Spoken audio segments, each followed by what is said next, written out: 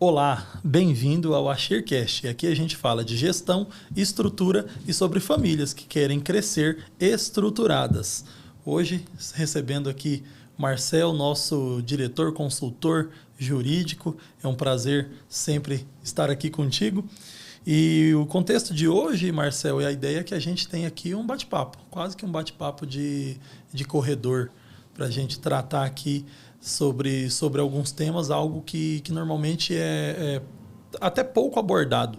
E a gente tem bastante conteúdo para poder desenvolver. Tenho certeza que a tua participação aqui vai ser muito, muito importante para que a gente possa trazer elucidação sobre esse tema para o nosso público. E a ideia é a gente tocar nesse ponto sobre famílias que atravessam crises. E a diferença entre as famílias que prosperam, até mesmo prosperam diante de situações de crise, de problemas, e também aquelas que acabam por desaparecer, né? Aquelas famílias que acabam por perder seus impérios. Sim, total, né? E foi uma conversa, a gente estava discutindo isso, o ano começou forte, né? Intenso, nós tivemos aí... dentro do mundo jurídico, nós estamos num recesso forense, vivendo um recesso forense, 20 de dezembro, perdura até 20 de janeiro, e tradicionalmente é um período que os advogados, os escritórios jurídicos estão, digamos assim, literalmente descansando, né? Viajando, aproveitando em família, tudo, e para a gente aqui, para nossa engenharia de trabalho, tem sido muito intenso, né? Começamos um ano muito forte, seja por conta das novidades legislativas, mas também por conta de instabilidade econômica, desafios, preocupações. Então, realmente, assim, começou muito forte e até por isso que a gente veio ter esse bate-papo para trazer isso para o público, trazer talvez uma mensagem aí de esperança, de boas expectativas e trazer aí algumas possibilidades e soluções, né? Perfeito, Marcel, muito bom. E aí, já entrando diretamente no tema, a gente percebe algo que acontece não apenas no Brasil, mas a nível global, que é essa diferenciação entre aqueles que se organizam e se estruturam e aqueles que não o fazem. E essa é um ponto de inflexão, é um ponto de ruptura entre essas famílias empresárias do agro.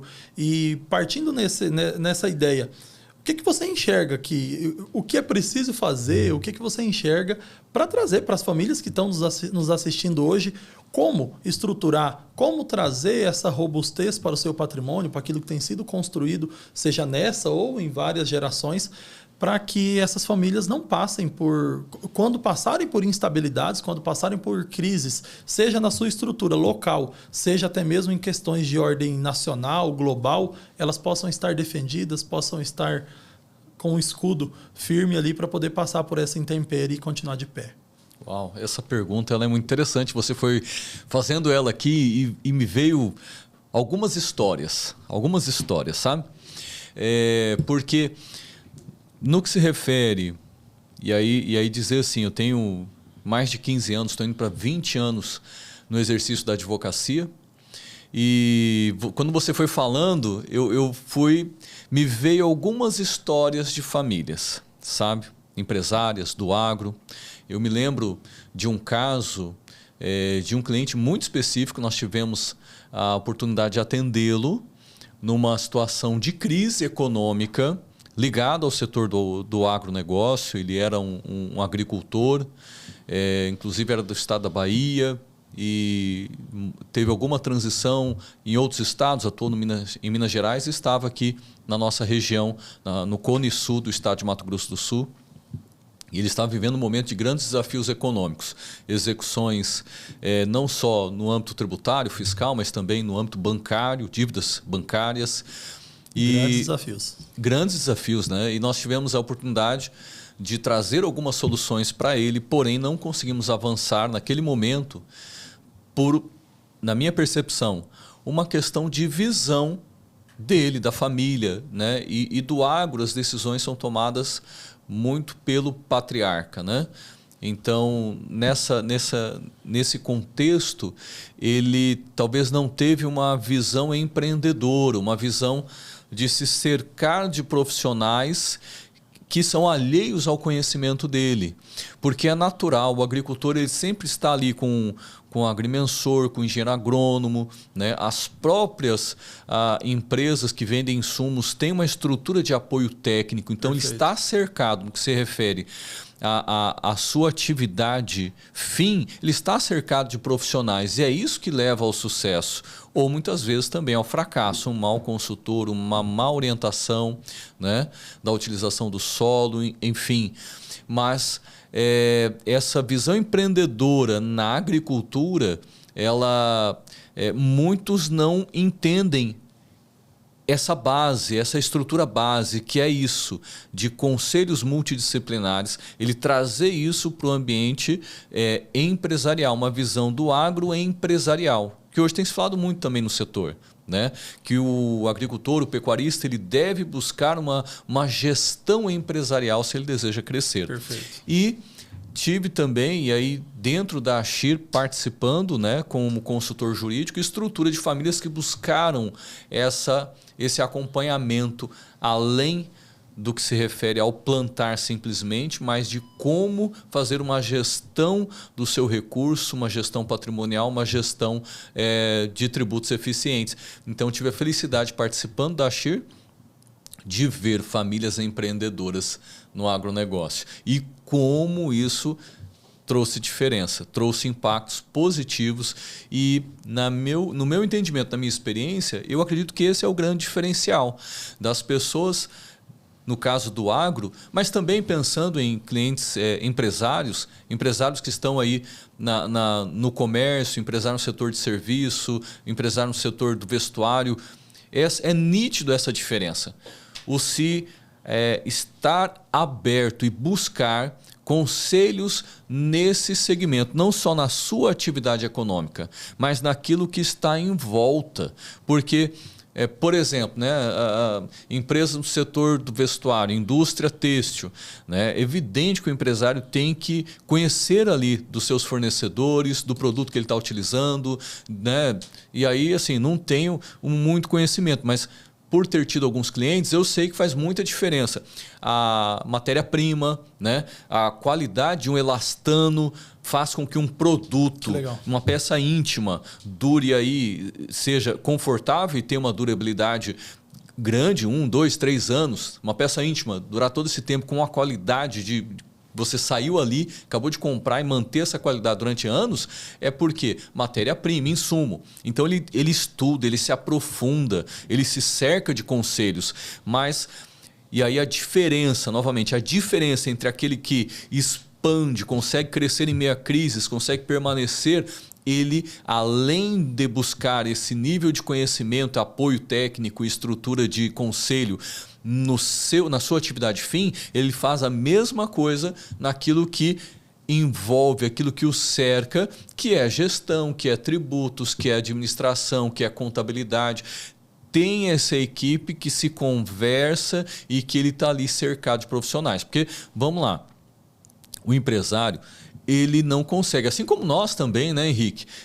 Se for olhar para a minha atividade enquanto consultor jurídico, para você enquanto consultor institucional, a gente não consegue ter uma gama de conhecimentos profundo em diversos segmentos. A gente consegue, dentro de um nicho, a gente aprofunda, 1, 2, 3, a gente aprofunda, mas depois disso a gente precisa de apoio, a gente precisa de outros profissionais que estejam focados nisso. Aliás, talvez esse também seja um outro segredo das famílias que crescem, né? Dos empresários que crescem, eles entenderem que não adianta ele ter profissionais generalistas, né? Isso há muito tempo acho que já está bem claro, e se não está, fica a dica e você precisa entender que você não consegue se aprofundar e ser um especialista em tudo, mas você precisa ter especialistas nos seus segmentos, nas áreas que envolvem da sua gestão. Perfeito. É fato. A gente pode dizer que não seja um pato. O pato nada, o pato voa e o pato anda. Mas ele anda mal, ele voa mal e ele nada Rebola mal. um monte, né? Faz tudo, faz. O pato fica horroroso. Para pato pode ser charmoso, mas para o pato é horroroso. Não é legal, não é legal. Que bacana, Marcel. Então a tua fala me traz que... E ele mergulha também, né? Mergulha. Mas não é um peixe. Mal também. Faz tudo. Ele é o cara, mas... Como diz, né? A gente tem a impressão, quando fala de pato na pelada de futebol, no jogo de futebol, Exato. o pato é aquele cara que não... Ih, caramba, viu o pato lá, ó, vamos colocar ele aonde? Exatamente. Então, o que a gente está trazendo aqui é que, falando dessa estruturação e entrando até no ponto de vista técnico quanto a holding, então é planejamento, é estruturação, é preparação para onde se quer chegar. E aí eu trago uma outra provocação que acaba sendo relativamente recorrente, aquela fala onde se diz que holding é para quem já tem dinheiro. Holding é para quem já tem grandes fortunas. E você trouxe aí esse exemplo desse produtor rural, anos atrás, dessa indústria têxtil. Imagino eu que não são estruturas nível, sei lá, nível Silvio Santos, nível família Odebrecht, Camargo Corrêa e afins. Imagino que não seja nesse nível de robustez econômica patrimonial. E essas famílias estavam ali procurando. Uma avançou, outra não. E houve aí uma diferenciação entre onde elas estão hoje, né, do posicionamento no que diz respeito ao seu patrimônio, à sua questão de ordem financeira. Enfim, holding é só para quem tem grandes fortunas? Pois é, essa pergunta é muito interessante, né? Porque quando a gente vê no noticiário a estrutura de holding, né, a gente vê que por trás são as famílias de grandes projeções.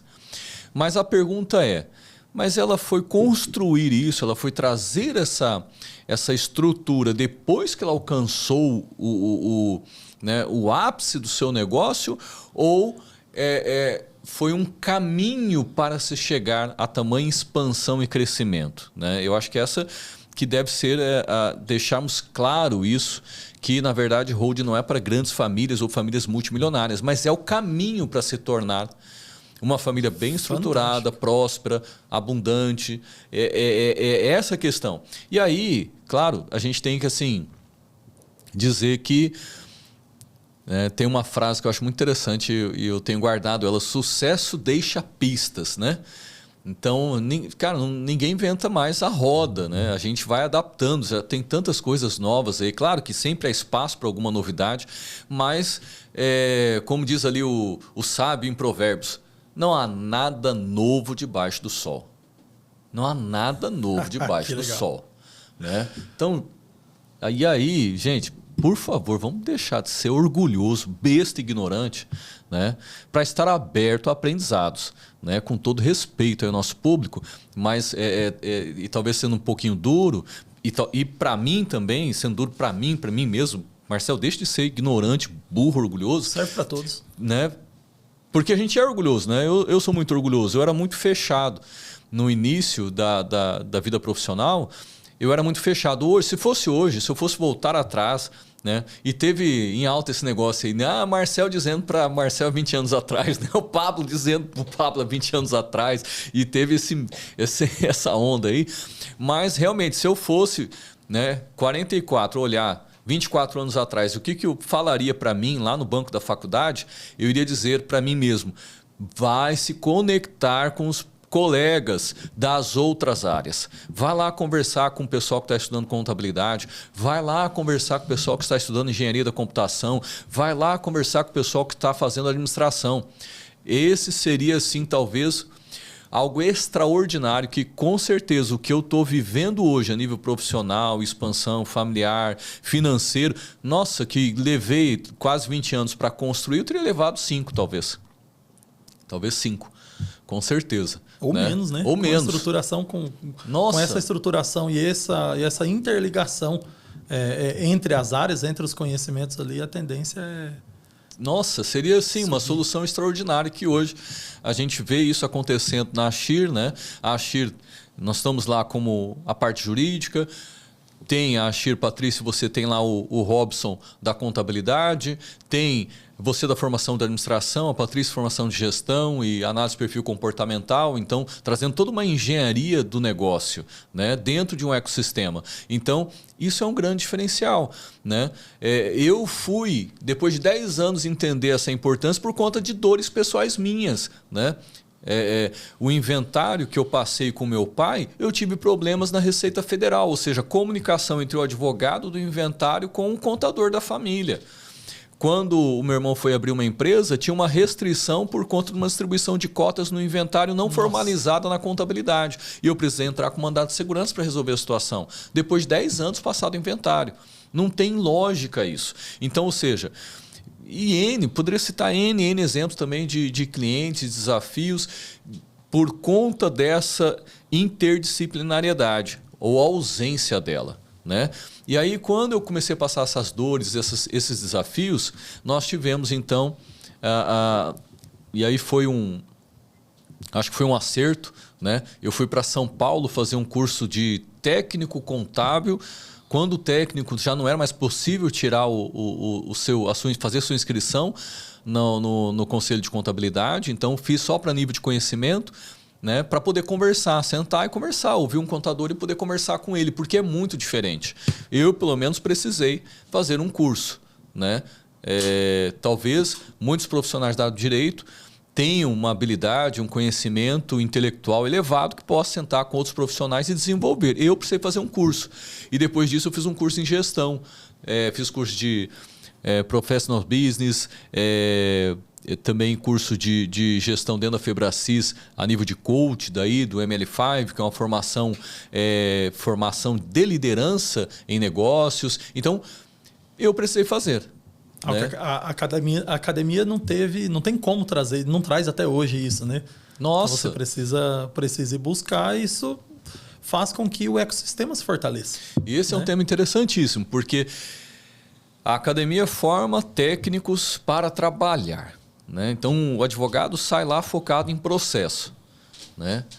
E a pergunta é, será que o processo resolve, né, a dor do cliente? E, aliás, o processo, a prestação de serviço jurídico, ela é atividade meio, ela não é atividade fim, porque o advogado ele não garante um resultado, porque também não depende dele, obviamente, né? Mas é até uma infração ética um advogado dizer, essa causa é ganha, né?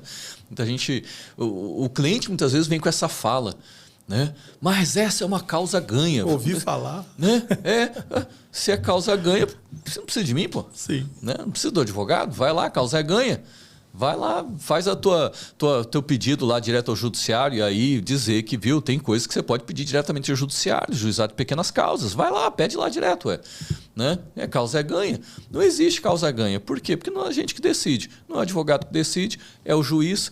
E o juiz pode ter um entendimento diferente. A outra parte vai vir se manifestar no processo. Talvez a outra parte pense também a causa é ganha. E quem vai dizer no final é o juiz. Então a gente não tem... Mas... na ponta, porque os advogados representam ali as partes, na ponta é o cliente, né? Então na ponta é o empresário, é o consumidor, é o trabalhador, é o contribuinte. Na ponta é o contribuinte, que no final ele pode ter um planejamento que vai sofrer uma glosa na Receita Federal, ou seja, dentro do direito tributário, né? Da consultoria tributária, você faz um planejamento, busca uma otimização fiscal, ou seja, reduzir a carga tributária para gerar fluxo de caixa para o negócio. E aí, lá na frente, isso pode ser glosado na Receita Federal. A Receita Federal pode vir com uma autuação, Receita, Secretaria de Fazenda do Estado, impostos a nível estadual, municipal, enfim. Ele pode vir com uma autuação dizendo, olha...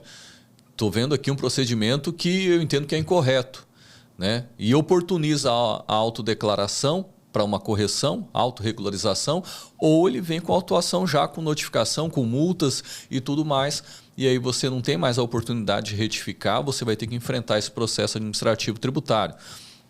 Ou seja, no final, o cliente vai ficar com um grande desafio.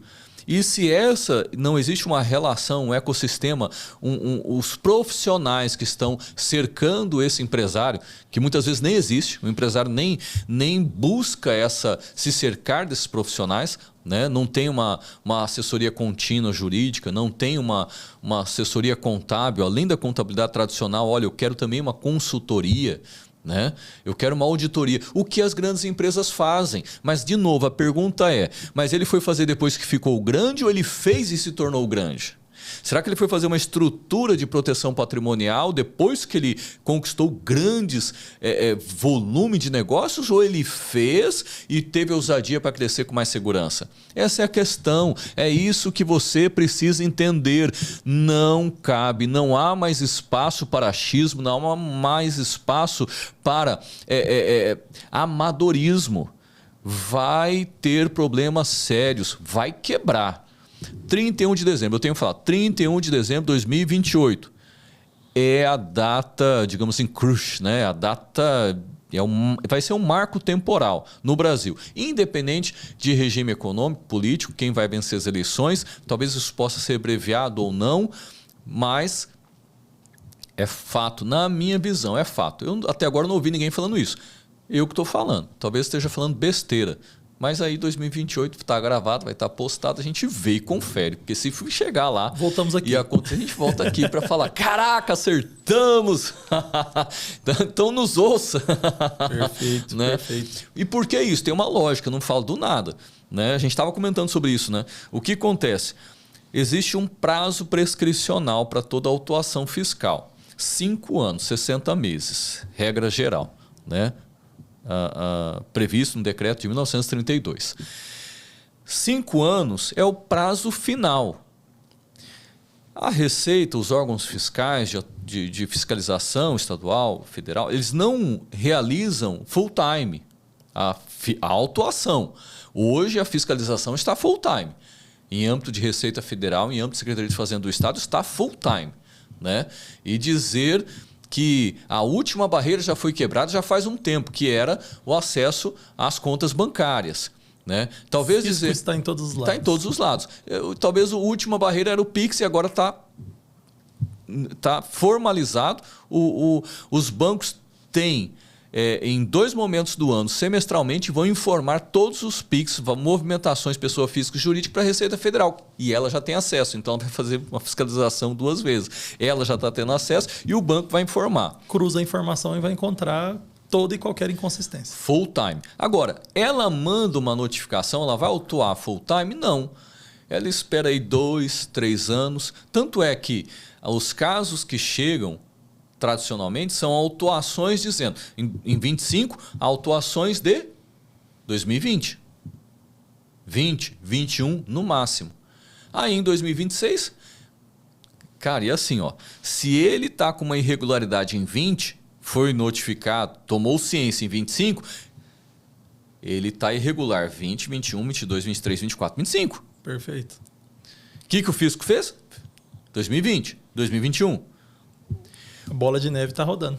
O gestor, empreendedor prevenido, ele vai fazer o quê? Ele vai auditar e ver se corrige 22, 23, 24. Mas muitos pensam assim, foi só esse. Estou sem fluxo de caixa. Vamos ver o que vai dar lá na frente. Lá na frente eu resolvo. Né? Pergunto, é assim ou não é?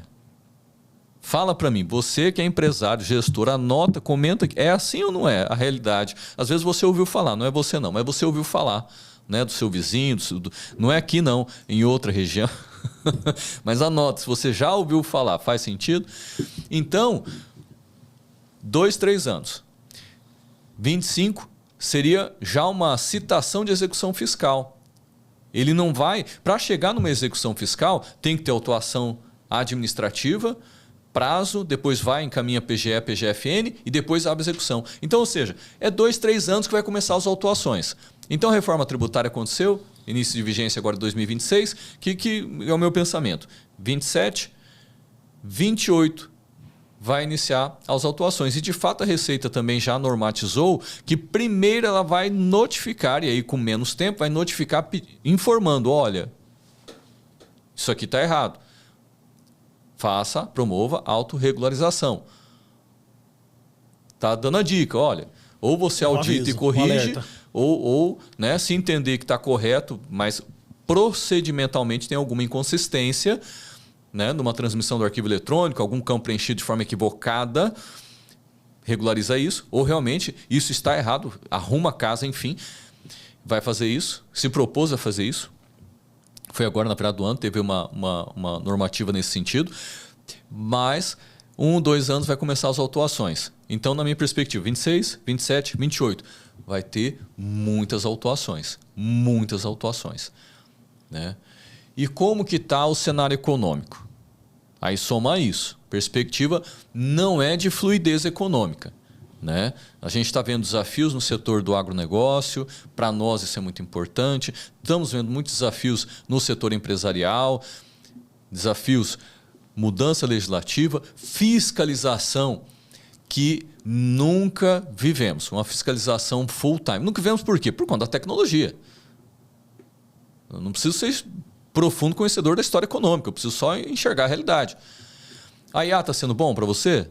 Por que você acha que o fisco não está usando? Já está, isso está publicado, ele está cruzando as informações. Isso é um clique. Por que ela está conseguindo fazer uma atuação, uma fiscalização full time? Se ela quisesse, até uma atuação full time, porque está no sistema.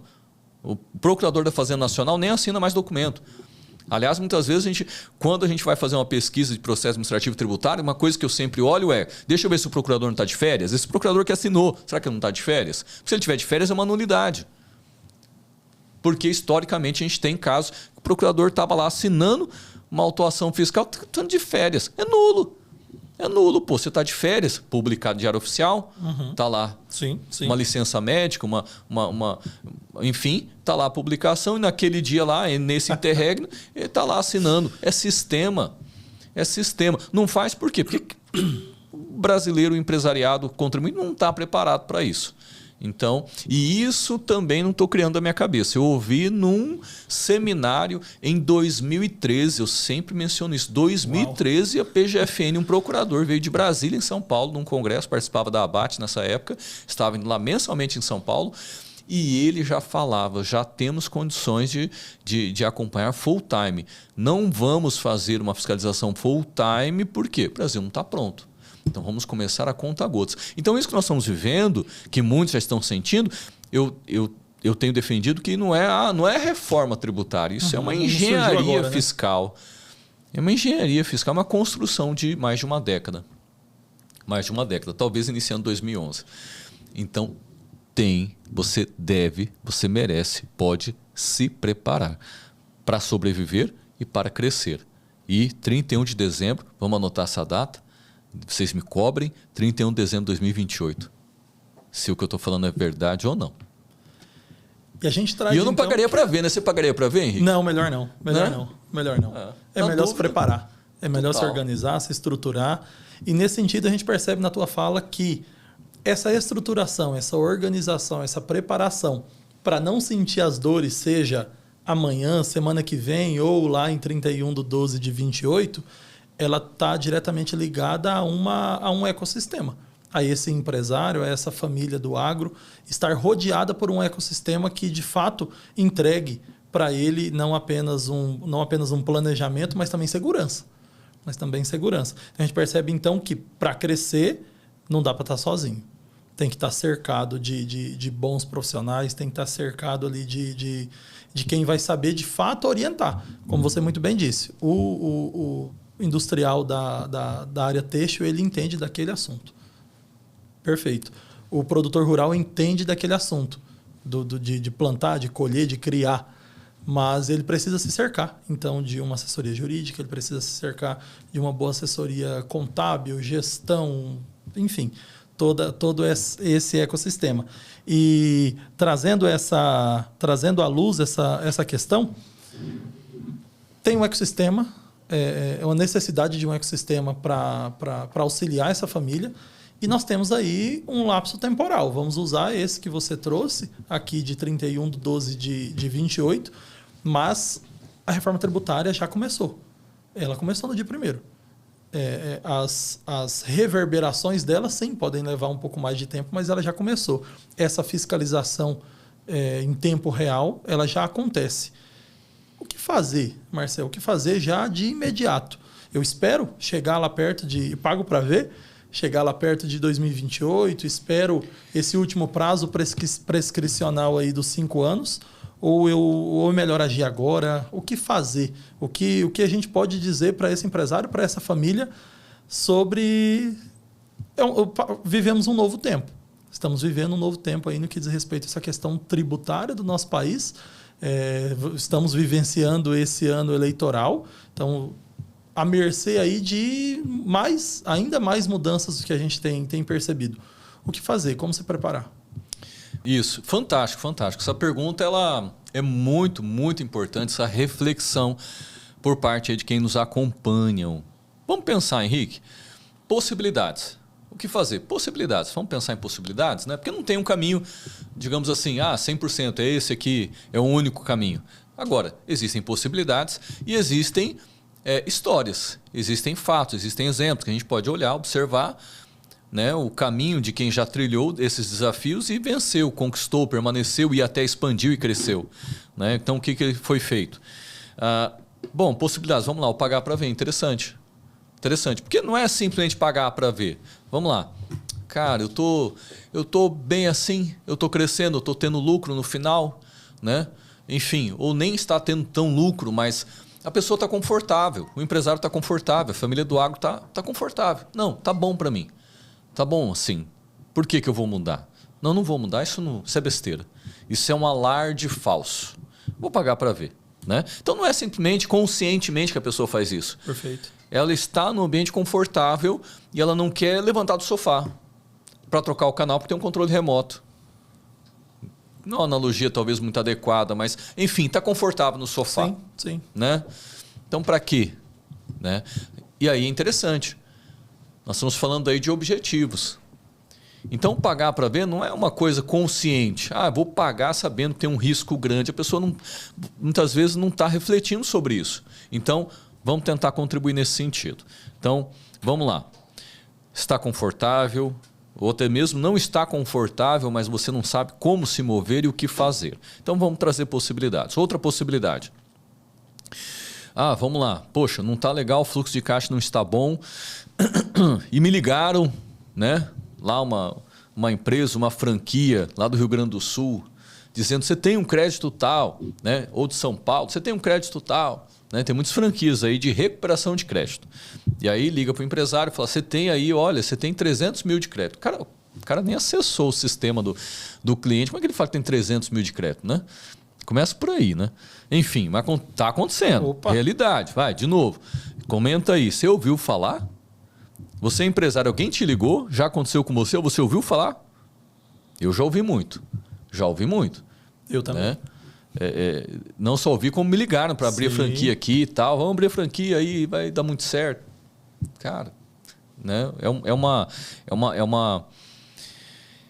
É um ímpeto de um lucro muito fácil, aparentemente. Não conheço profundamente, mas o que a gente ouve de clientes, e muitos deles tiveram problemas com uma recuperação muito fácil dessa.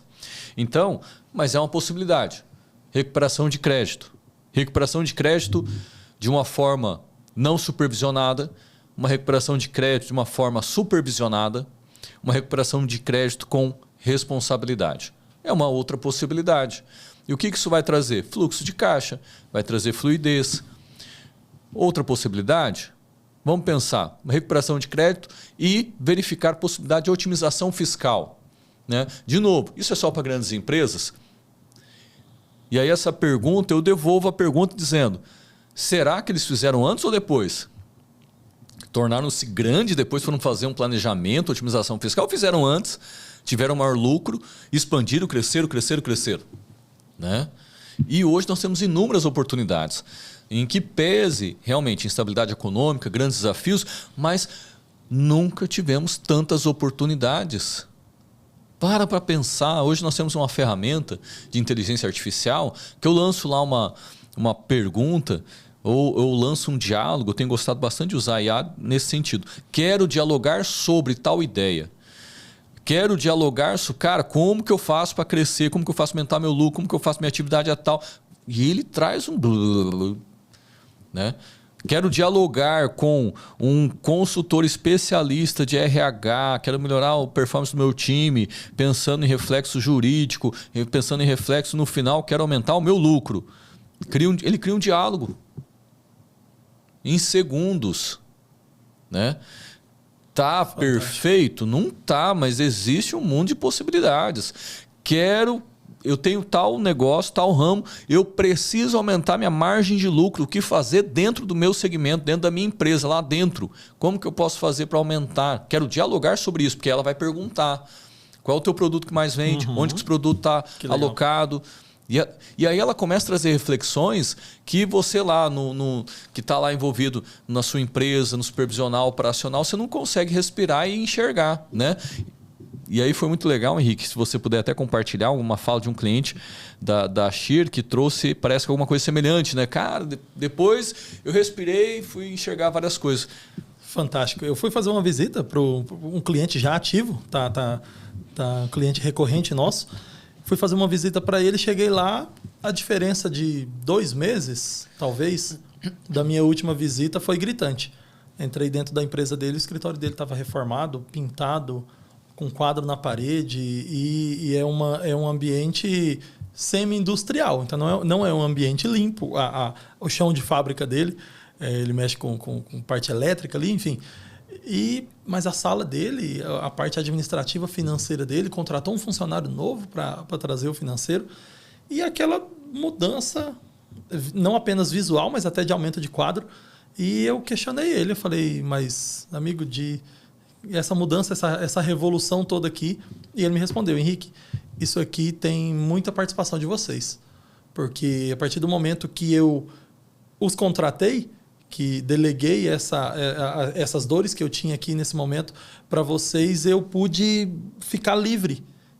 Isso aqui está sendo tratado por uma equipe multidisciplinar que tem condições de me entregar o resultado final que eu espero e quero. A partir disso, ele pôde, então, segundo a fala dele, pensar, nossa, minha sala está feia, minha cadeira não está legal, como que eu vou receber um cliente? E o serviço deles, serviço e produtos deles é de alto ticket. Como que eu vou receber aqui alguém no escritório que ele tinha ali? Enfim, então isso essa multidisciplinaridade atendendo a empresa dele permitiu com que ele expandisse, olhasse até para, que pode parecer detalhe, mas faz total diferença. Essa questão do ambiente, enfim, ele liberou. Isso foi um exemplo, ele já fala em expansão. Que legal. Já fala em expansão. Caraca. Eu fiquei curioso de ver a foto antes e depois, hein? É uma boa. É boa e eu tenho. Uau. E eu tenho. Caraca, que legal. Quem sabe até publicar, né? Exato. Que exemplo fantástico. A questão, justamente, aproveitando esse gancho, esse cliente, esse empresário tem concorrentes, né? Tem concorrentes. E o que ele está fazendo é um caminho que já foi trilhado por outros que tiveram sucesso. Exato. E o concorrente dele? Será que está fazendo isso? O seu concorrente está fazendo isso? Você pode sair na frente. Você tem condições de sair na frente dele. Isso é totalmente possível, está aberto. Há uma possibilidade real, inclusive dentro aqui da praça do Mato Grosso do Sul, do estado de São Paulo, de nós, na Shear, podemos te atender, podemos trazer esse ecossistema para você, para a sua família, para a sua empresa, para o seu ecossistema, o nosso ecossistema atendendo o seu, de forma multi e interdisciplinar. Marcel, é importante a gente trazer que não é segredo, né? O que a gente está tratando aqui não é segredo. Você trouxe no decorrer da nossa conversa, a roda já foi inventada, né? Há caminhos, sim, possibilidades de novidades, sempre há. Mas a roda já foi inventada. Não é segredo para ninguém. O que famílias que duram gerações, o que famílias que perpetuam o seu negócio e continuam crescendo o seu negócio fazem. É uma mistura de estrutura, disciplina e visão a longo prazo. Então, para a gente encerrar Eu gostaria de ouvir de você um recado, um posicionamento para quem quer seguir esse trilho, que não é, reforçando de novo, um segredo. O que essas famílias podem e devem fazer para que a gente consiga fazer com que não apenas a nossa cidade, a nossa região, nosso estado, mas o nosso país continue crescendo, continue trazendo ainda mais desenvolvimento. Boa, perfeito. É isso. O que essas grandes famílias empresárias, famílias do agronegócio fazem? Que a gente pode observar nitidamente. É cercado de profissionais especializados, multi-interdisciplinares dentro da sua empresa, do seu negócio. Agora a pergunta é, Marcel, eu sou um pequeno, médio empresário, que a minha agricultura ainda é, né, pequena, 700 hectares, enfim. E aí? Como é que não faz sentido para mim contratar profissionais e ter essa gama de profissionais contratados diretamente. E aí que vem a solução de um ecossistema, e isso que eu acho interessante na Ashir, até compartilhar a missão da Ashir, né? A missão da Ashir é assessorar famílias do agro e empresariais a, primeiro, proteger, segundo, prosperar, expandir, terceiro, transmitir o seu legado, que representa cultura e patrimônio, com eficiência fiscal, mas além disso, com harmonia e com paz. Né? Então, assessorar famílias do agro e empresárias a proteger, prosperar e transmitir o legado com eficiência fiscal, harmonia e paz. Então, o que significa isso? Né? No entender da Ashir, né, esse foi um ideal construído pela Patrícia e pelo time, primeiro, protege o que já conquistou. Ah, não conquistei nada. Ok. Você tem um fluxo de caixa. Tem algum lucro? Vamos proteger isso. Né? Não tem, estou no início. Melhor ainda. Começa já com tudo planejado. Mas, normalmente, é um empresário que já iniciou no ramo, tem alguma coisa, tem um imóvel, tem um fluxo, tem um veículo, tem um outro terreno, enfim. Protege isso. Protegeu? Trabalhar para expandir, prosperar. Com um RCT, recuperação de crédito, com otimização fiscal, onde pode economizar, que estrutura pode ser mais adequada. Quem não quer pagar menos imposto de forma legal? Legal, e é possível. É possível. Está em alta agora nas redes sociais o que a Nike fez, né? Sim. A Nike tem... Poxa vida, agora lembrar de cabeça, me ajuda aí. A Nike tem a fábrica na Holanda, né? Na Holanda? Na Holanda, a fábrica dela, onde produz todos os tênis. Está lá fabricando produto, vendendo. E tem uma outra empresa, uma holding em Bermudas. Não é isso? Exatamente em Bermudas. É essa estrutura empresarial. Onde a fábrica paga muito para a empresa em Bermudas. Por que ela criou essa estrutura? Porque lá em Bermudas a carga tributária é muito, muito menor. Pode. Marcel, não tenho esse tamanho para construir uma fábrica em Holanda e ter uma outra em Bermudas. Ok, mas ele começou com planejamento, com certeza, e expandiu isso. E prosperou esse ponto. Outra que foi o Nubank. Né? O Nubank foi estabelecer isso no Paraguai. Conseguiu uma redução de carga tributária imensa, enorme. De novo, Marcelo, não tem todo esse volume, esse tamanho. Mas o que nós estamos dizendo? Planejamento. Existem caminhos para prosperar. Existem estruturas para prosperar. E o objetivo é esse, que você cresça. Então, prosperar com planejamento, otimização, recuperação de crédito e segurança. Depois, transmitir. Para onde que isso vai? Não adianta você... Hoje nós temos um custo de transmissão patrimonial no Brasil... Pré-reforma, no mínimo 15%. Isso é matemática. No mínimo 15%, nós temos um podcast que a gente trouxe a matemática, depois a gente pode estar trazendo de novo, mas no mínimo 15% na pré-reforma, foi até ano passado. E podendo chegar facilmente a 40%. Como, Marcel, dá esse salto? Porque quando não tem liquidez, quando a família não tem liquidez, e aí ela precisa vender bens para pagar impostos e custos do inventário. Aí você tem deságio e você tem tributação e muitas vezes corretor. Então aí que chega nessa conta, nesse percentual. Então, quase metade do patrimônio diluído numa transmissão. Pré-reforma. 2 gerações que não prosperar, acabou o patrimônio. Acabou. Mas, Marcel, é pouquinho, só tem um imóvel. Pois bem, você é o que mais deve ficar preocupado. Se tem consciência e deseja que alguém receba esse patrimônio, ainda que pequeno. Pós-reforma, expectativa... Na reforma tributária já foi prevista a alíquota progressiva. A maioria dos estados já já alteraram a sua legislação. Então, em São Paulo era 4% ITCMD, agora, com a alíquota progressiva, vai a 8% a partir de 9,5 milhões. Nossa. 8%. Dobrou. No que se refere a Mato Grosso do Sul, ainda não foi regulamentado. Vai acontecer.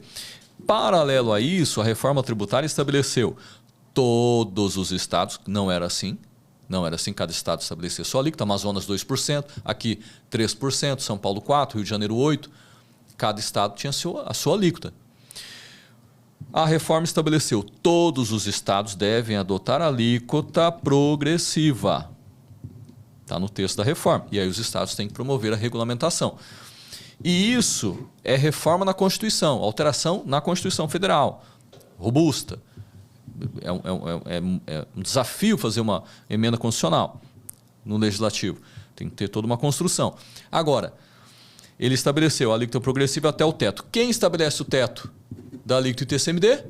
É uma resolução do Senado. Muito fácil de ser promulgado. Resolução do Senado, não é lei, resolução, ato administrativo do Senado Federal. A resolução vigente estabelece o teto de 8%. Já tem duas propostas, no mínimo duas. Duas propostas para 16% e outra para 23%. O que significa dizer que esse teto do ITCMD vai aumentar. Não há dúvidas que irá aumentar. A questão é quando? Se esse ano ou ano que vem. Mas vai aumentar. Vai aumentar e muito em breve. Então, no cenário pós-reforma, o que nós estamos dizendo é que essa transmissão vai para casa dos 40%, no mínimo. No mínimo. Quem não tiver liquidez vai pagar mais. Se sustenta uma transmissão patrimonial com essa carga tributária? Não. Ah, Marcel, mas nos países mais desenvolvidos é essa carga. Uau, parabéns. Lá, ninguém deixa no CPF. Simples assim. Alô? Essa é a diferença. Oi. Né? A gente vê muito isso na mídia. Não, né? Alguns deputados. Lá nos Estados Unidos, lá no Japão, lá na Europa. Tá. Lá é comum, é cultural você ter uma empresa patrimonial. Simples assim. Então, é elevado e quem que paga isso? Quem é um ou dois que paga. Quem não se organizou, quem não se preparou. E lá a cultura é empreendedores, são organizados. Perfeito. Né? Tanto é que a gente copia muitas estratégias dos Estados Unidos, da Europa, que foi onde surgiu inclusive a holding, Perfeito. Por conta da Revolução Industrial. Né? Surgiu a holding, estrutura de controle e participação societária, surge da Revolução Industrial, onde você tem talvez uma ideia e precisa de investimento. Aí o investidor fala, vou investir em você, mas eu preciso ter controle. Controle acionário, participações, holding. E aí evoluiu para... Aí as famílias começaram a ter patrimônios maiores e aí também a necessidade dessa participação e controle e gestão. Então, quem não tem... a gente costuma dizer, né? Quem não tem vida eterna no plano terreno, né? Não deve ter bens em seu nome. Não faz muito sentido. Né? E aí... Só para finalizar, para a gente também não se estender muito, mas com a reforma tributária, eu já ouvi alguns dizerem assim, a reforma tributária agora perdeu o sentido da holding. Cara, ganhou é força. Vai ver quanto que você vai pagar na locação. Ah, nunca paguei tudo que eu recebo de locação. Vai pagar. Vai pagar, meu amigo. Você tem... Tem um inquilino que está pagando dinheiro em espécie? Nota para mim no comentário. Você que tem imóvel locação, locado. Está recebendo em espécie? Você está pagando tudo em espécie? Cara, ninguém. É tudo Pix. É tudo Pix, transferência, né? Nem cheque mais. Não existe mais cheque. Nunca mais vi cheque. Né? Cartão, né? Exato. Enfim, aí você está recebendo. Locação. Chegou na Receita Informação. Recorrente, todo mês aquele valor. Você está gastando esse dinheiro no cartão de crédito, em compras. Receita está sabendo. Aí ele vai lá cruzar a tua declaração. Caraca, você tem 30 mil de cartão, você tem depósitos recorrentes todo dia 5. Todo dia 5, o mesmo valor lá. Ah, que bonito. Tá fácil. Vai pagar. Nunca pagou, vai pagar. Agora vai pagar. E aí você vai pagar na pessoa física? Dependendo, você vai alcançar facilmente 27%, mais o imposto sobre alta renda, está todo ano acima de 600 mil. Caraca, dá para fazer um podcast sobre isso. Renda anual até 600 mil, muita gente está pensando que é isento. Não é isento, é alíquota zero. Teve rendimento 650 mil, vai pagar 2,5%. Sobre o quê? Sobre 50? Não, sobre 650. Cara, então assim, nós vamos pagar mais impostos? Sim, de fato, mais impostos. Mas muita gente que não pagava nada de imposto vai pagar. Quando? Se não se organizar, não vai pagar agora, vai pagar lá na frente. Mas aí com multa de 150%, com juros, taxa Selic. Por isso, o meu marco temporal, 31 de dezembro de 2028, muita coisa vai mudar. Um alerta importante. Um alerta importante porque, vamos lá, acabou o tempo. Contagem, o contador regressivo ele já zerou. Então não tem muito caminho mais que não seja se organizar, que não seja se preparar. Total. E aí, deixa eu trazer meu encerramento aqui. Importante daí mencionar que se tem algo que a história mostra, prova, é que crises sempre irão existir. Elas vão e vêm. É cíclico. A grande pergunta é: você vai estar do lado das famílias que irão sobreviver? Ao lado das famílias que irão simplesmente ver o seu patrimônio deixar de existir, bloqueado, penhorado? Ou você vai estar no lado das famílias que irão crescer nesse momento de desafios e crise? Tem uma frase de um grande empresário brasileiro: estabilidade não existe. Então vamos nos preparar. Fantástico. Marcel, muito obrigado. Obrigado pela tua participação, contribuição sempre extremamente válida, didática, muito bem colocada, traz clareza e elucidação para todos nós que estamos aqui, eu tendo o privilégio de ouvir e participar aqui ao vivo contigo e todo o nosso público que está nos assistindo. E você quer estruturar a sua empresa, o seu negócio, o seu patrimônio com visão a longo prazo, conheça o ecossistema da Ashir, o CLB, Conselho do Legado Blindado. Deixaremos um link na descrição desse vídeo para que você consiga conversar de forma direta com a nossa equipe e possa entender um pouco mais sobre o ecossistema. Aguardamos vocês. Poxa, eu que agradeço, espero ter contribuído e, né, se tiver de repente alguma dúvida ou algum ponto também, pode deixar nos comentários, eventualmente a gente pode estar trazendo algum esclarecimento e realmente espero ter contribuído. Desculpa a provocação, né? Mas eu acho que é pertinente e é importante. Obrigado pela oportunidade, Henrique. Fantástico. Até a próxima.